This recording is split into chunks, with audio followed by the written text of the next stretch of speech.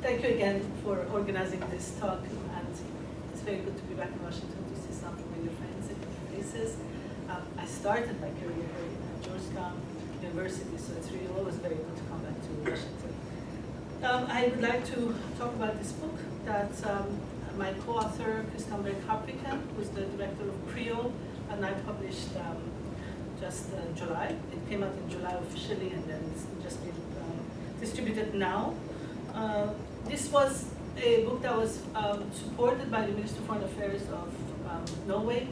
It first came out as a series of case studies that are online for free on Creole, with the case studies that are actually now part of this book.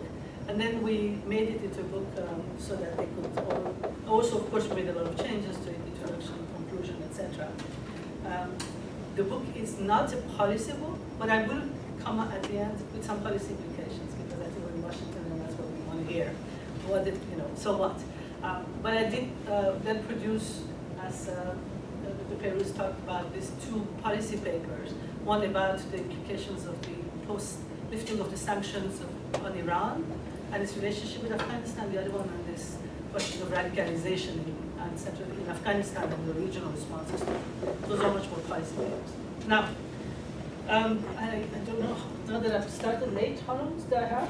Well, you can have, I mean, we're very familiar with we can have half an hour, even more. So we just would like to keep some time to have a discussion with the audience. So when I go over, you just stop me, or just you find that you don't have enough time. Okay. Can you hear me, first of all? It's interesting, it's like in a classroom where everybody goes to the back. We don't bite, Anyway, as long as you can see me, I can see you too. I think I have to wear my glasses. But so what is the purpose and the main argument of this book? Well, when we started thinking about the book on the regional initiatives back in 2013, there was a lot of regional initiatives.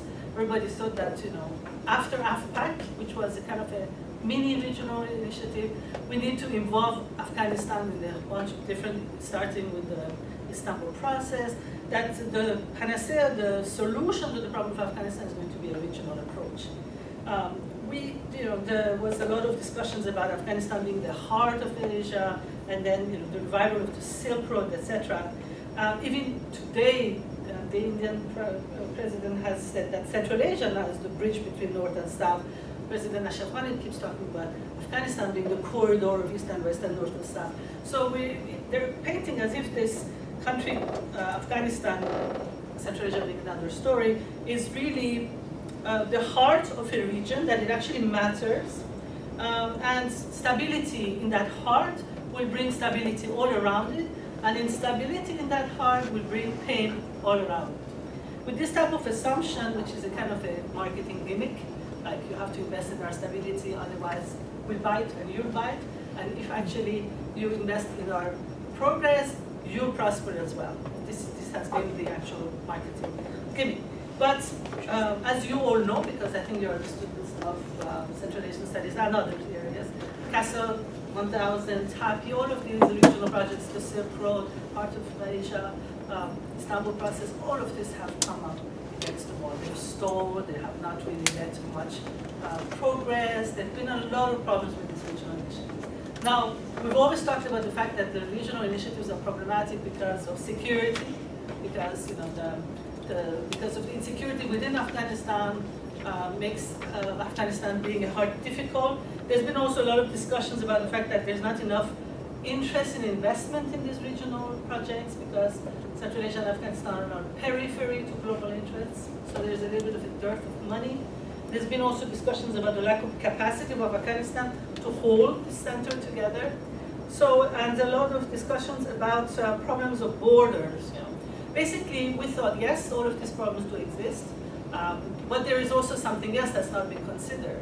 Nobody wants to have a regional cooperation, because we are still, maybe this region is still a region of strong states who actually have their own interests, and their interest is actually not to cooperate, especially not to cooperate with Afghanistan for a regional approach. So we set out to think about more of the problems of this regional approach being non-cooperative states, right, that have actually other agendas, and not necessarily the gimmick of the center of the believing in the fact that Afghanistan stability means stability in the region. So we wanted to actually look at the question of geopolitics and realpolitics in the region. Now, those of you who know me as a human security specialist would laugh at how did I get it from human security to realpolitik, but we all have parentheses in our lives. I'm going to get back to human security now, but we did work on this question of state security interests. So we wanted to go back to looking at not bilateral relations between Afghanistan and all of the different countries, but relationships between the different Afghanistan and different regional blocs. So we revived basically this question of Afghanistan as a potential buffer zone, as it was in the 19th century. Remember the buffer zone between British India and Russian Central Asia. But today, that kind of buffer zone is no longer between these two empires. We went to the theory of Barry Buzan and Ole Weaver about the regional security complexes, and we discovered that I really do like, if I can say, do like this cover. This cover is pretty cool because you can really see the three regional security complexes around Afghanistan, and we've painted them symbolic colors. Central Asia, Russia, and China is red, right? India and Pakistan is green because of Islam, and then Iran and Saudi Arabia, the Persian Gulf, is black because of oil. So for once, this cover, I think that actually explained the three regional security complexes that are around Afghanistan. Ole Weaver and Barry Buzan talked about the regional security complexes. It means that basically, as you all know, I'm sure, that states have a pattern of amity and enmity with each other, with their neighbors mostly, according to all patterns of regional security dynamics. That is primarily a question of geography. So geography matters quite a lot. States are more interested in their geography, in their neighbors, than they are interested in distant countries. Now, it is true that Afghanistan does happen to be neighbors with all of these countries, but each of these countries, we argue, are part of regional security complexes, and their dynamics of these regional security complexes are not within Afghanistan, they're elsewhere. So therefore, when we took up these three regional security complexes, we did this very systematic argument through this book. It's very systematic. For each of these regional security complexes, identified here by the different colors, we argued first, what is the particular dynamic in each of those regions? Now, I give you the advanced keywords. In South Asia, it's separation and growing pains. In Persian Gulf, it's competition over regional leadership. And in Central Asia, it's lack of integration, insulation, mistrust, and multilateralism. These explain the dynamics within each of these regions. Then we looked at how this dynamic actually draws in global powers, Russia, China, and the US, along the patterns of these dynamics. And then we looked at how these dynamics, these security dynamics, get projected onto the relationships with Afghanistan. So basically our argument is that the involvement of the neighbors in Afghanistan is a mirror, an image of the of their own security dynamics, much more than the interest that they have in Afghanistan. Because they have their interest outside of Afghanistan with their neighbors. This is a simple argument, but that was the argument that we followed through this book. Now, this simple argument went against conventional wisdom. What was the conventional wisdom? Afghanistan is the heart. Everybody's interested because stability in Afghanistan brings stability elsewhere, as I talked about first, right? It also goes against what the Afghans think, that their problem is only because of the interference of neighbors into their affairs. Yes, but we said neighbors intervene not because of Afghanistan. They intervene for their own, in pursuit of their own real rivals. And Afghanistan is just the terrain for that. It's not about Afghanistan. I hate to break it to them like this, right? But it's not, there is interest in Afghanistan, but it is not about Afghanistan. And then it also goes against the conventional thinking that Afghanistan stability, it goes also against this extremely conventional view in the literature that Afghanistan is an arch of instability from where non-state actors, being the main threats today, bleed out. So really the problem is actually the problem of these non-state actors in Afghanistan. We said, yes, the question of non-state actors is a concern to all the regions, but these non-state actors are somehow proxies to the state interest. And I'll come back to the question of the issue of the non-state interest, the non-state actors. But the overemphasis on these kinds of the threat of Taliban bleeding out into other regions was diminished in our book in the interest of discussing state-to-state rivalries. And then it also then goes against the idea that promoting and connectivity and stability is the interest of all, because some countries, as I said, have their interests elsewhere. Now, this argument, I'm not saying this is the holy truth. It could also, but this is one way of looking at this problem of Afghanistan. It has some policy implications, which I'll come back to. It also has some kind of caveats, because things could change. And I will also then open up with some things that have not been included in this book, that actually say what actually can come and change these types of scenarios, right? Now, I will go very quickly through the 3 different chapters and the 3 different arguments. Right? The case of South Asia, right? Now, we looked at the dynamic there, the problem, the security dynamic there, as the question of pain of growing apart. As you know, Iran, India, and Pakistan were the same country, and then they separated. Today, they have a very asymmetrical power. India is very, very strong in many different indicators. Pakistan is quite weak. However, they're extremely interdependent. Their security is very much interdependent. And in a way, that interdependency does not allow India to divorce the region. India would very much like to go and play big league with China, to be considered an international donor, to be to basically not to be bogged down by the problem of its dependency with Pakistan. But however, because of many different issues that we've discussed here, the geography, the question of Kashmir, the rivalry over identities, the history, the national identities, differences in ethnicity, differences in, etc. These kinds of factors, they get tied down together. So basically, we do have a situation where you have the rivalry is durable, but it is on the base, it's among asymmetrical players.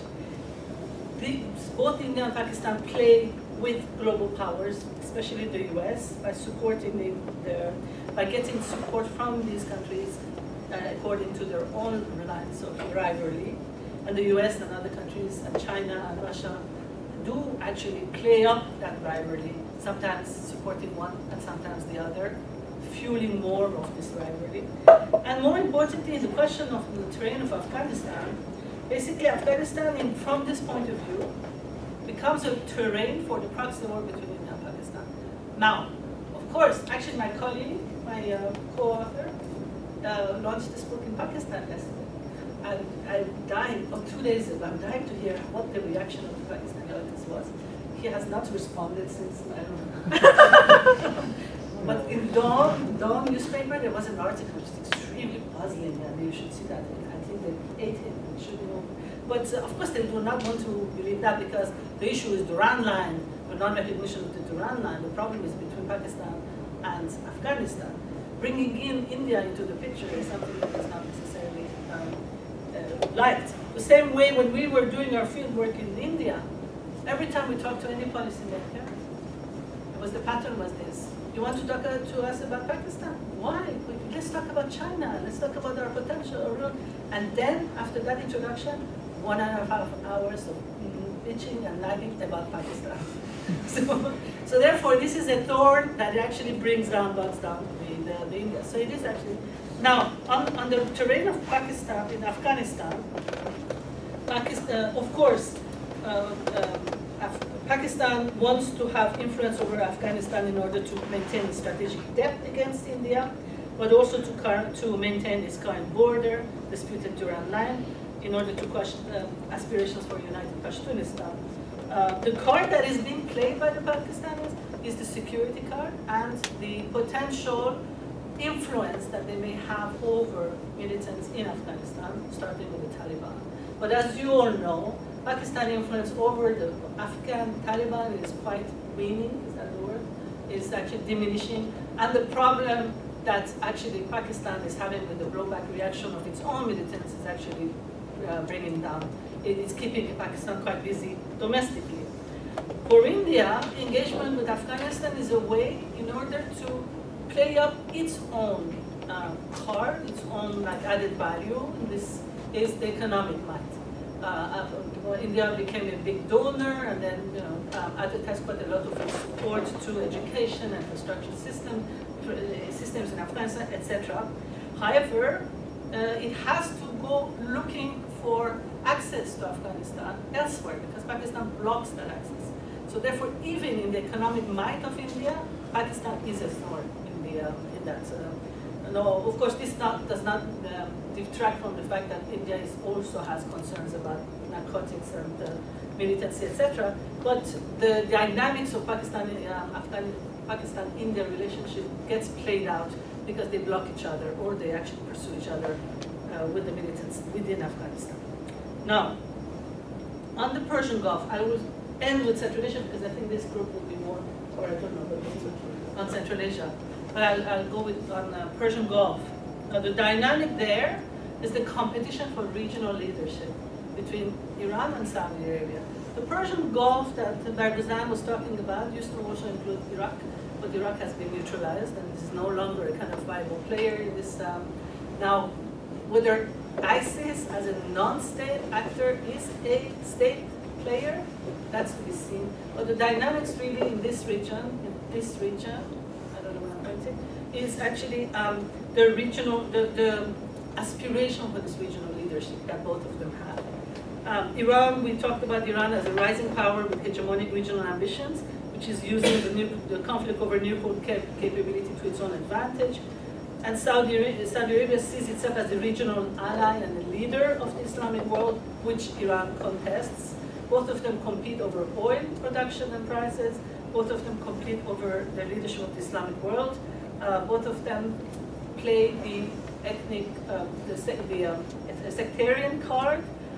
Saudi Arabia relies very much. Now, when it comes to drawing in global powers into their dynamic, Saudi Arabia was much more successful because Saudi Arabia relied heavily on the West to guarantee its security. However, what we have seen in the past few years has been a bit of a shift of that, and especially with these post-sanctions opening up one step forward, two step back with Iran. But still a little bit of a shifting possibility with especially Iran playing. I mean, my view in all this is Iran has been using its nuclear capability card as a way to get more recognition for its regional leadership or respect from the US. So as long as that it had that, so basically Iran wanted to be recognized as a regional leader and to have a little bit of replacement of Israel and Saudi in the eyes of the West. This is my supposition on this or theory.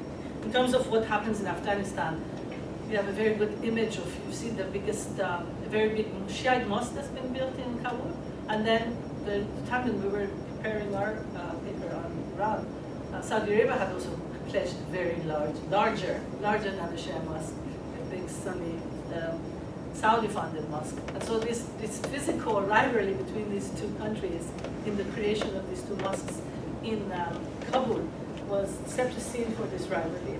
And we talked about how both of them tried to be donors, but Iranians being unconventional donors, not going to the international donor funds, and supporting their money mostly towards the Herat and the west of Afghanistan, and the Saudi money going through not officially but through the charities and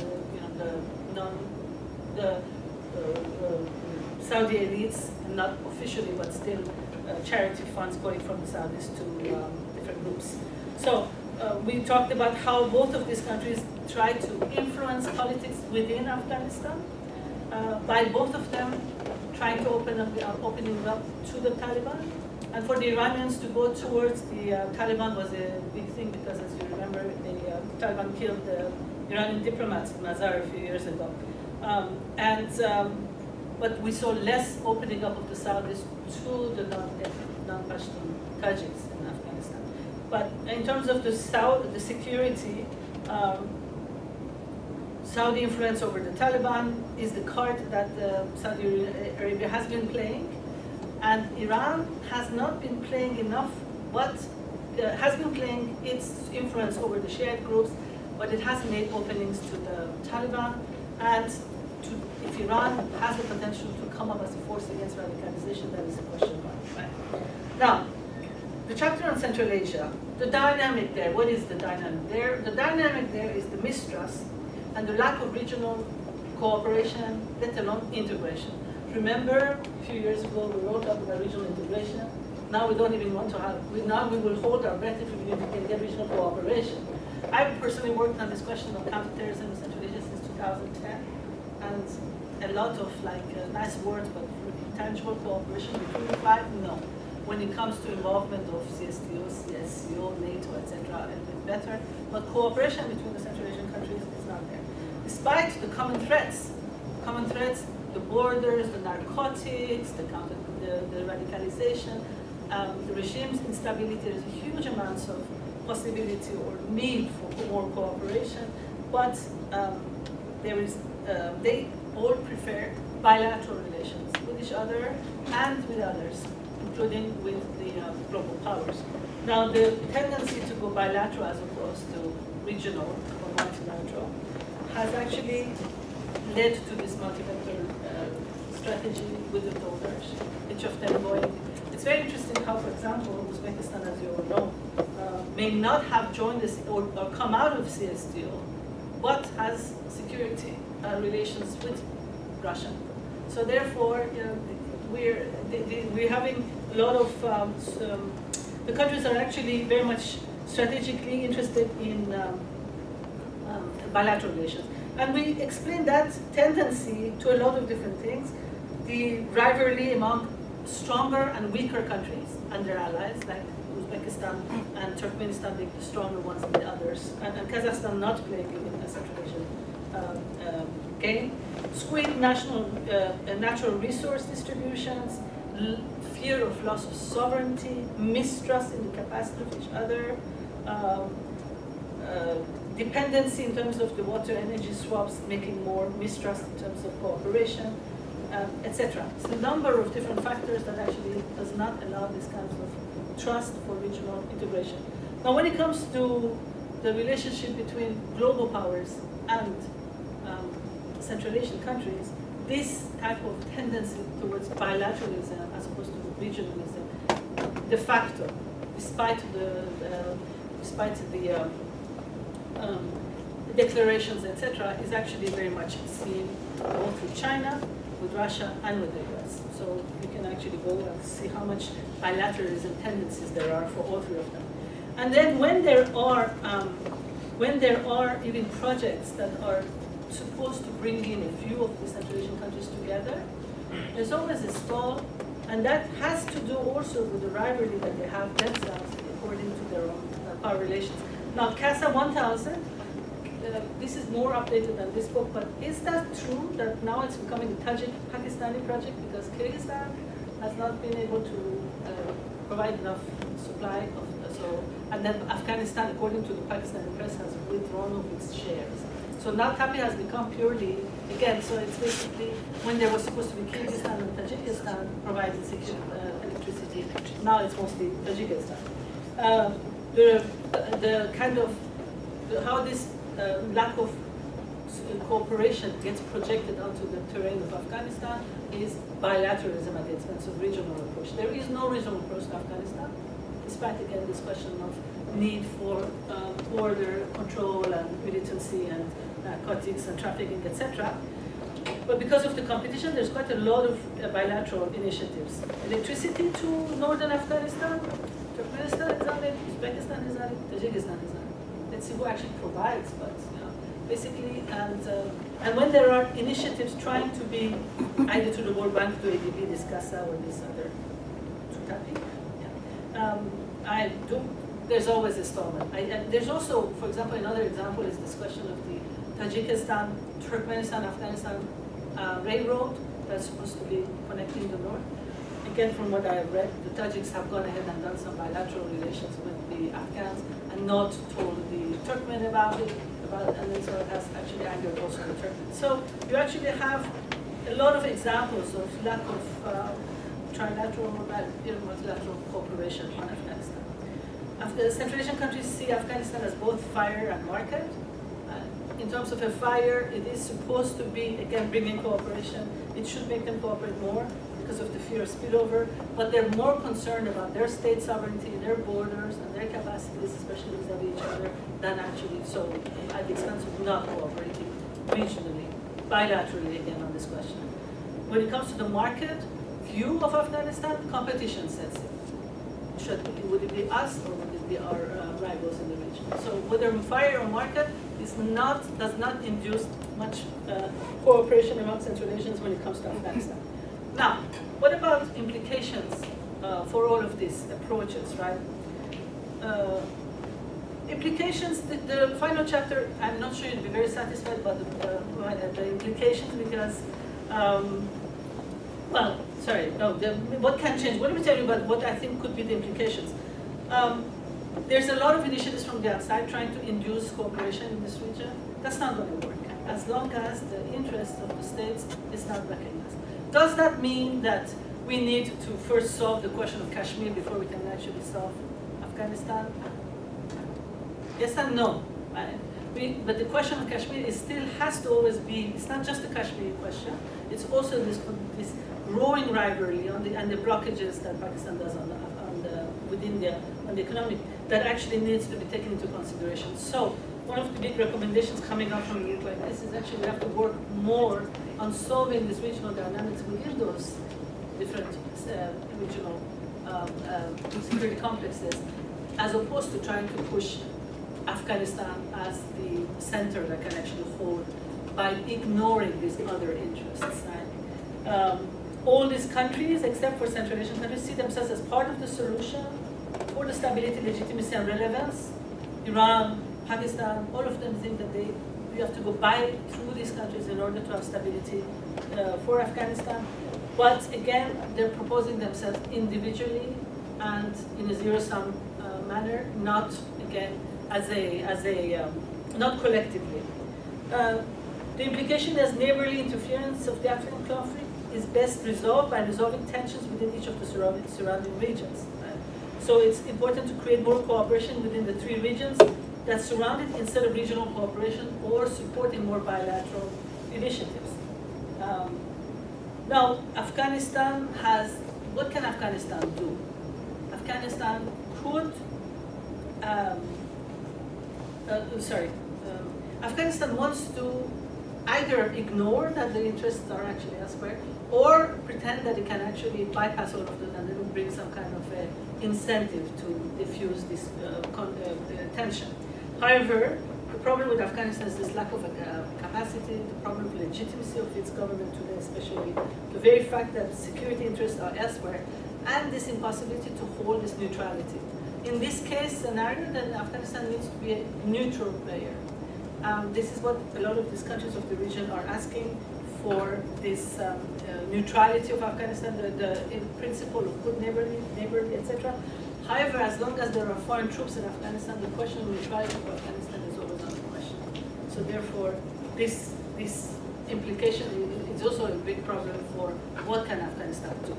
Now, what can change? What can change? Now, these are my own, I'm going to throw some ideas about what can actually change. 4 scenarios that could actually change the scenarios that we have tried. Again, it's not a book where you will find policy answers, but it just says we have to take into consideration the actual other types of rivalries that exist in this region. But if you actually want to take it further and take it to kind of policy scenarios, one scenario that there would be dynamic changes within each of these regions, right? That somehow, for example, Pakistan disintegrates, and therefore that asymmetrical rivalry is actually neutralized, or that Central Asian countries, after the death of the presidents, have the regime changes that actually are much more conducive to cooperation, or that Iran, after this post-sanction regime, will become a friend and a friend of the West and is much more cooperative with Saudi Arabia. All of these scenarios are pretty unlikely, number one. And even if they are, there will be other types of rivalries that go beyond this. And I think that these rivalries are pretty durable.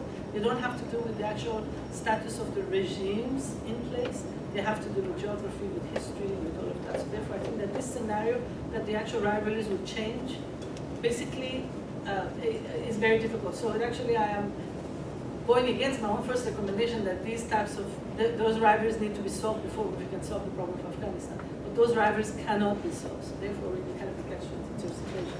What is the scenario number 2? That basically, the non-state actors that are very active in Afghanistan today is militant groups, IMU and Jihad Islami and all of that, go back to Central Asia. So then Afghanistan actually does become so important, so that the bleeding region from where militancy actually does affect the other countries. If you're reading the press today, you're hearing that there are fightings these past few months in Takhar, Kunduz, Jozgan, Faryab, Badakhshan, all of that. And the fact that all of these countries are pretty concerned about their borders right now. Indo has been at the border.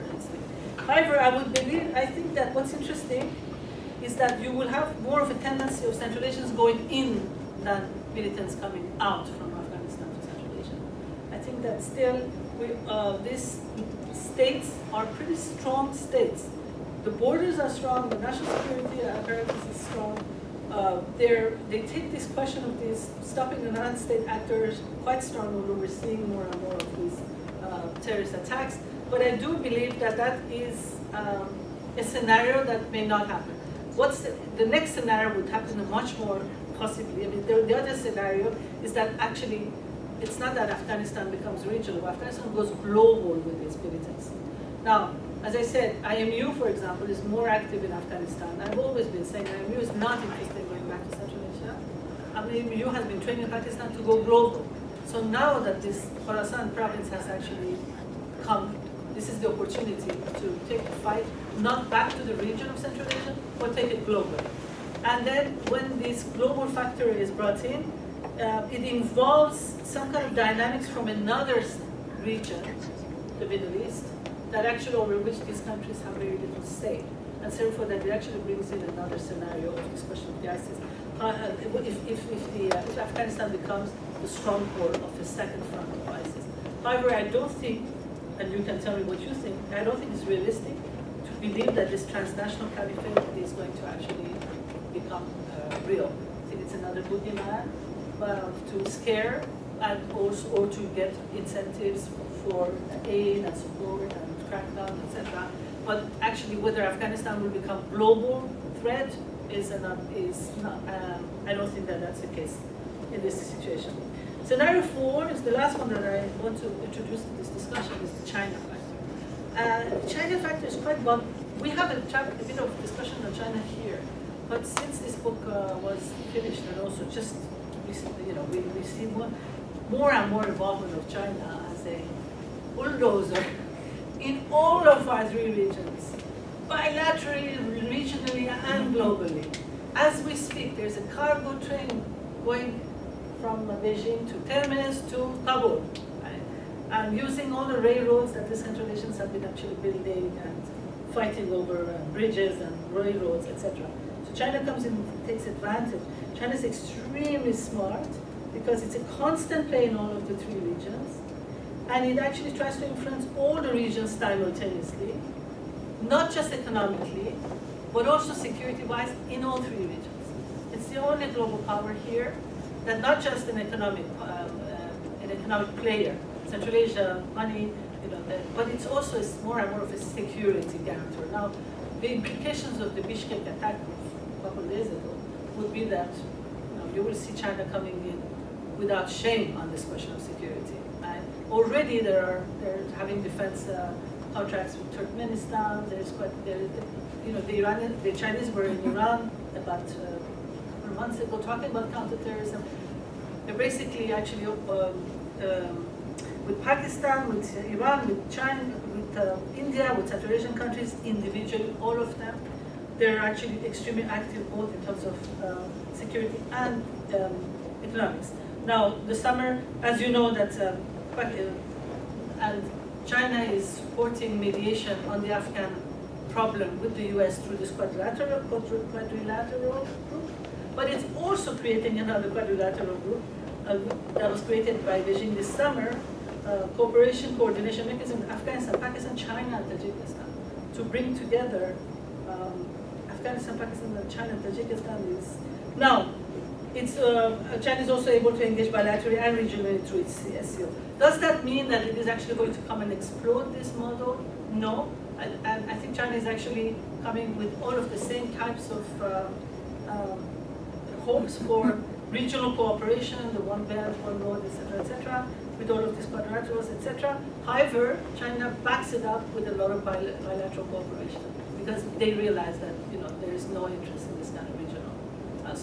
So I don't know how to end this question about China because it actually comes in and introduces a very interesting new element, right? So, but basically, this was what the book was about, and I'd be happy to have a discussion with you all. Thank you very much.